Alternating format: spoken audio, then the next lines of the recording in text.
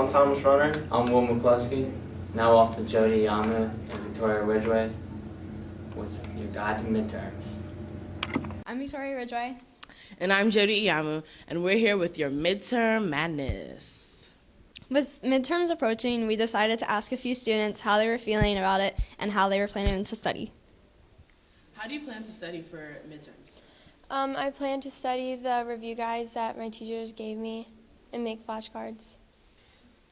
What subject do you think is going to be the hardest for you, and what subject do you think is going to be the easiest for you? Easiest will probably be history, and hardest, I think, Spanish.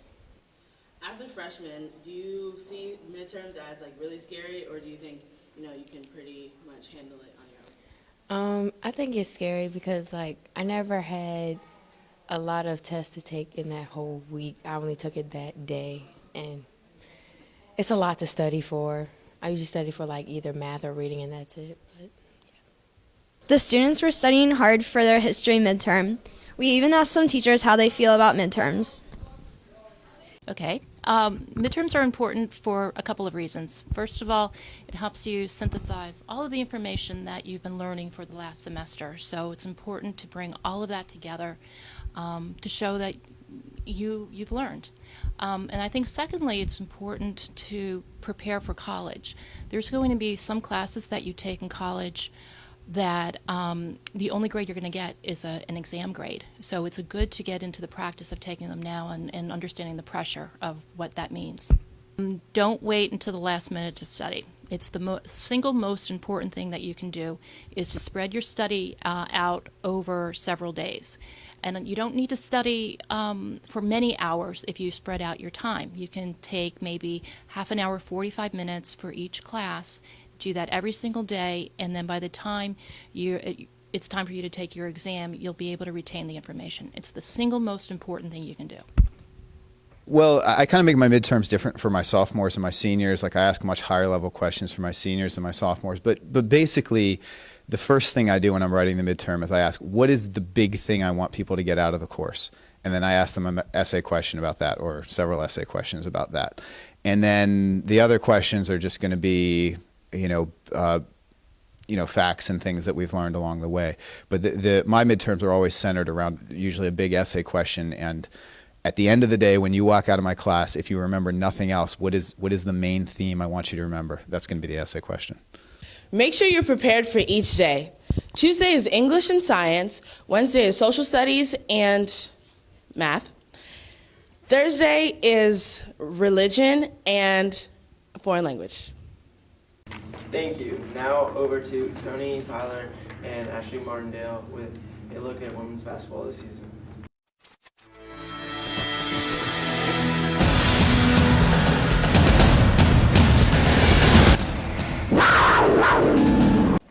I'm Tony. And I'm Ashley.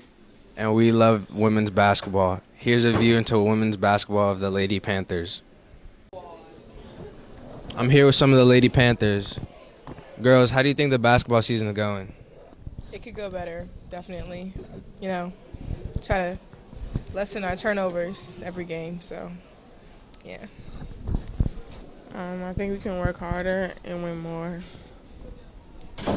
I think if we come together and just learn how to play with each other, we can have a successful season. Thank you.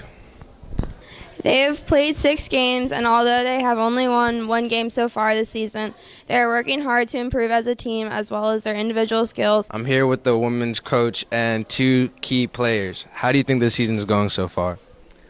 It's going okay. We are kind of recovering from some key losses last year, but the girls are working really hard to compete in the conference. We've got some new players that have really brought a lot to this program, as well as some people that have been around for a while, such as Troy and India, that give their all every single day to ensure that our program is successful. Do you guys have anything to add? Don't bobble this ball. Dub. Cheetah-licious. Thank you. I'm Ashley. And I'm Tony. And that was women's basketball.